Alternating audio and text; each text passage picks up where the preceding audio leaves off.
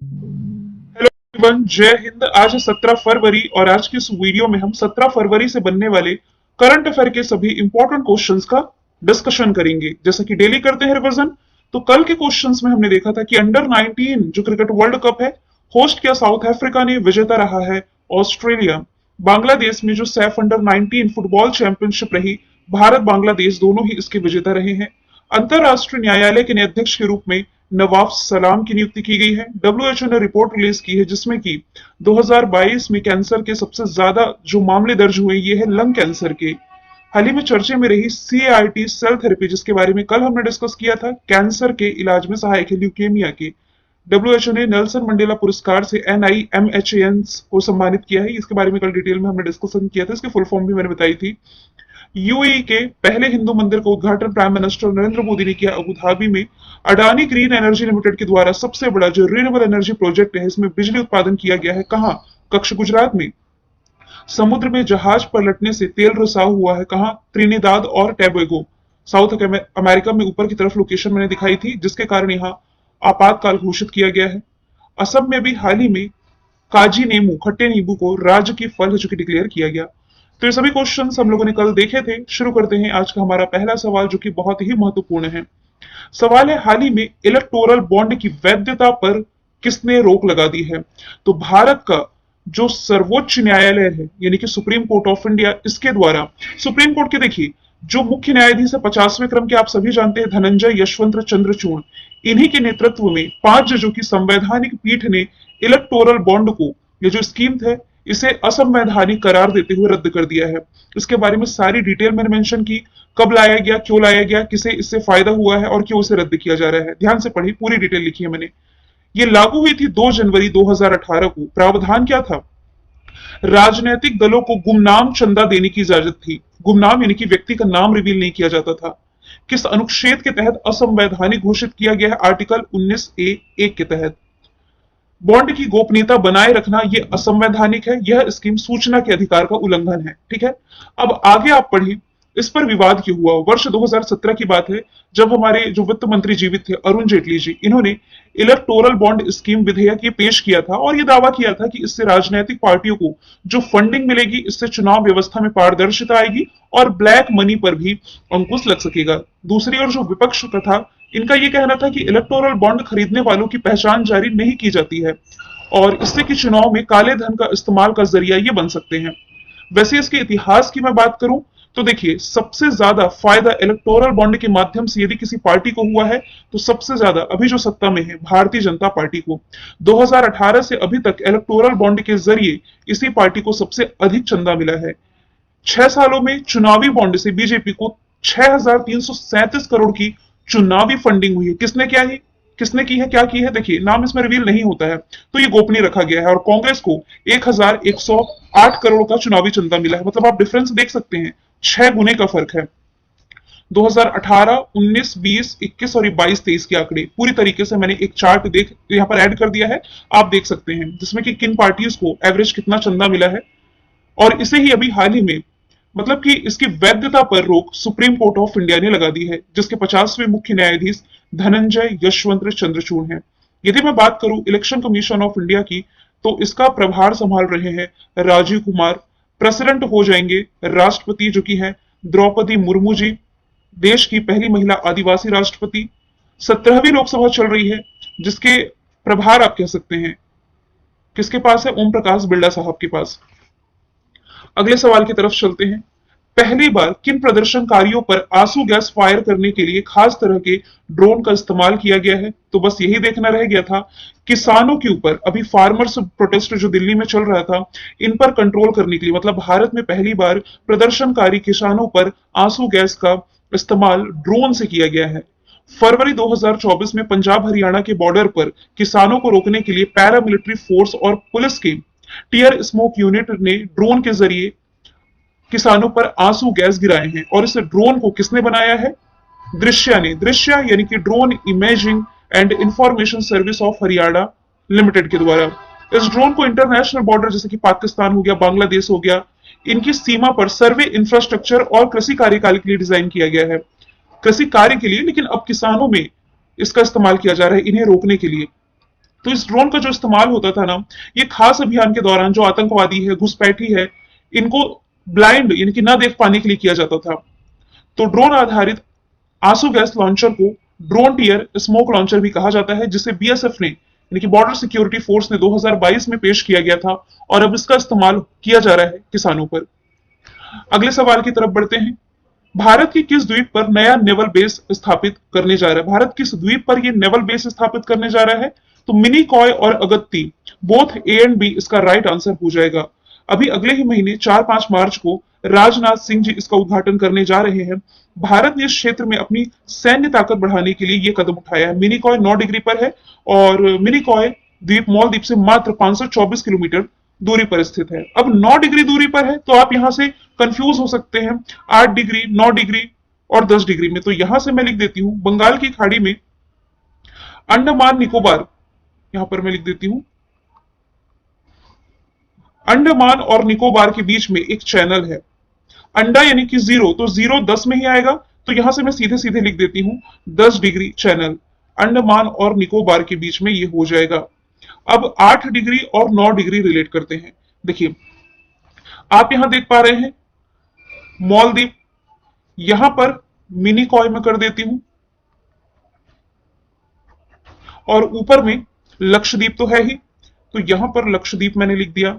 क्या हमारा जो लक्ष्य है यानी कि टारगेट मिनी होना चाहिए? बिल्कुल नहीं, नहीं यानी कि नो, नो यानी कि नो। तो 9 डिग्री चैनल लक्षद्वीप और मालदीव के बीच में है और मिनिकॉय और मालदीव के बीच में आपका हो जाएगा 8 डिग्री चैनल, जो कि यहां से मेंशन है। तो ये एडिशनल तौर पर आप याद रख सकते हैं। पोर्ट ब्लेयर के बारे में, ये अंडमान निकोबार की कैपिटल है और मिनिकॉय अगत्ती में नेवल बेस स्थापित करने जा रहा है भारत। अगले सवाल की तरफ बढ़ते हैं।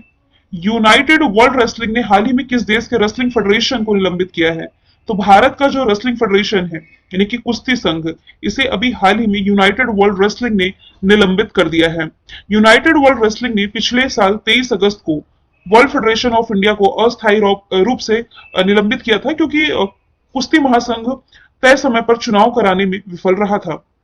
हालांकि आईसीसी ने कुछ समय पहले ही श्रीलंका क्रिकेट बोर्ड को बैन किया था, फिर यह बैन हटा लिया गया है। पाकिस्तान एडीबी के द्वारा सबसे बड़ा ऋण प्राप्तकर्ता देश, जो लोन प्राप्तकर्ता देश है, पाकिस्तान है। और श्रीलंका में अभी हाल ही में होंगजू में एशियाई गेम्स का आयोजन किया गया था, जिसमें कि पदक तालिका में चाइना ही टॉप पर रहा था। तो इस प्रश्न का आंसर भारत है। अगले प्रश्न की तरफ चलते हैं। अंतरराष्ट्रीय बाल कैंसर दिवस कब मनाया जाता है? तो यह मनाया जाता है फरवरी महीने की 15 तारीख को। ऑप्शन नंबर बी इसका राइट आंसर है। पहली बार ये 2002 में चाइल्डहुड कैंसर इंटरनेशनल की ओर से मनाया गया था। बचपन के कैंसर यानी कि बच्चों में जो आमतौर पर है leukaemia, brain cancer, lymphoma, tumour, ये सभी इन्हें देखने को मिलते हैं। वैसे आप देखें तो वर्ल्ड कैंसर डे हम पढ़ चुके हैं फरवरी महीने की 4 तारीख को। यहाँ बच्चों के लिए यानी कि बाल कैंसर दिवस 15 फरवरी को मनाया गया है। दलहन दिवस ये यानी कि पल्सेस डे 10 फरवरी को, और इसके अलावा हमने 2 महत्वपूर्ण डे जैसे कि national women's day Sarojini Naidu ji की स्मृति में देखे हैं 13 फरवरी को, और इसके अलावा वर्ल्ड रेडियो डे भी हमने 13 फरवरी को पढ़ रखा है। आगे चलते हैं। आईआरसीटीसी के नए सीएमडी यानी कि चेयरमैन और प्रबंध निदेशक के रूप में किसकी नियुक्ति की गई है? इनके नाम की घोषणा पहले ही की जा चुकी थी। ये हो जाएंगे संजय कुमार जैन। आईआरसीटीसी यानी कि Indian railway catering and tourism corporation 1999 में फॉर्मेशन ईयर है इसका, दिल्ली में हेडक्वार्टर हो जाएगा। हीरालाल समारिया जो है ये कुछ समय पहले ही हमारे मुख्य सूचना आयुक्त, चीफ इंफॉर्मेशन कमीशन बनाए गए हैं। अनिल लोहाटी, इनकी नियुक्ति अभी हाल ही में की गई है telecom regulatory authority of India के अध्यक्ष के रूप में, जबकि बॉम्बे स्टॉक एक्सचेंज के अध्यक्ष बनाए गए हैं प्रमोद अग्रवाल। अगला सवाल है, भारत और किस देश ने कुडनकुलम परमाणु ऊर्जा परियोजना के लिए समझौता प्रोटोकॉल पर हस्ताक्षर किया है? तो भारत और रशिया के द्वारा, ये न्यूज मैं आपको ऑलरेडी बता चुकी हूं कि चर्चे में रहा कुडनकुलम परमाणु ऊर्जा संयंत्र है कहां पर? आप ये याद रखिए, ये तमिलनाडु में है। तो यहां पर अभी हाल ही में यहां पर ऊर्जा सहयोग के लिए भारत और रशिया की ये संयुक्त पहल है। यहाँ एनर्जी जनरेट किए जाने को लेकर के प्रोटोकॉल पर हस्ताक्षर किए गए हैं। रशिया यदि हम देखें तो एरिया वाइज दुनिया का सबसे बड़ा देश, capital Moscow, currency rouble, prime minister Vladimir Putin है। यही व्लादिमीर पुतिन है जिनसे इंटरनेशनल ओलंपिक कमेटी के द्वारा ओलंपिक ऑर्डर पुरस्कार है जो कि ये वापस ले लिया गया था। एक्सरसाइज रिलेट करेंगे जो कि भारत रशिया के बीच में है, तो ये इंदिरा एविया इंदिरा रिलेट कर सकते हैं।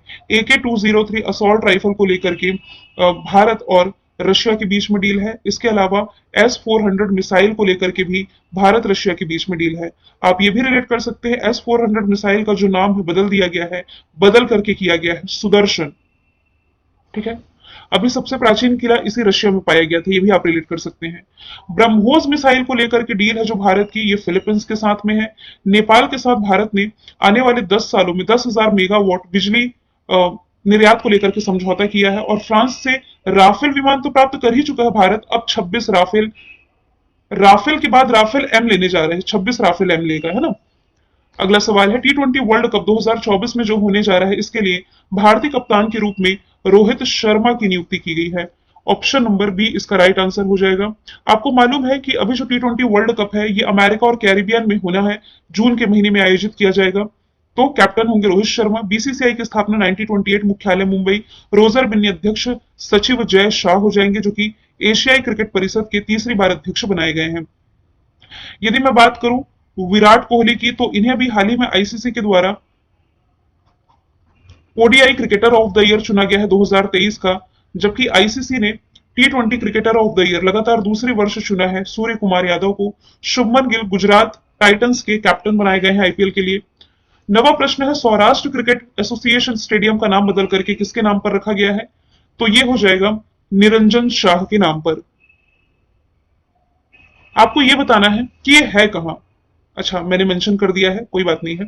निरंजन शाह ने 1965 से 75 तक 12 प्रथम श्रेणी के मैच खेले और बीसीसीआई के पूर्व सचिव भी रह चुके हैं। ये गुजरात का पहला सौर ऊर्जा संचालित स्टेडियम भी है, इसी का नाम निरंजन शाह के नाम पर रखा गया है। अभी महेंद्र सिंह धोनी के सम्मान में बीसीसीआई ने जर्सी नंबर 7 को रिटायर कर दिया है, यानी कि इस नंबर की जर्सी अब और किसी को अलॉट नहीं होगी। विराट कोहली इनके आप कह सकते हैं वैक्स म्यूजियम, कहां पर, जयपुर में वैक्स म्यूजियम में इनकी प्रतिमा बनने जा रही है। सचिन तेंदुलकर की स्टेच्यू वानखेड़े स्टेडियम मुंबई में लगी हुई है अभी कुछ समय पहले ही। स्टेडियम की बात की जा रही है तो भारत ही नहीं दुनिया का सबसे बड़ा स्टेडियम नरेंद्र मोदी स्टेडियम है गुजरात के अहमदाबाद में। बदले गए नाम की बात की जा रही है तो चंद्रयान 3 के जहां लैंडिंग पॉइंट था इसका नाम शिव शक्ति रखा गया। जस्ट मैंने बताया है S-400 मिसाइल का नाम सुदर्शन, राजीव गांधी खेल रत्न मेजर ध्यानचंद के नाम से उत्तर प्रदेश का।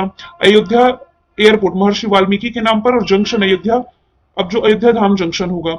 रेपिडेक्स का नाम नमो भारत और केरल का नाम केरलम किया जाना प्रस्तावित है। 10वां प्रश्न है जनवरी 2024 के लिए ICC player of the month.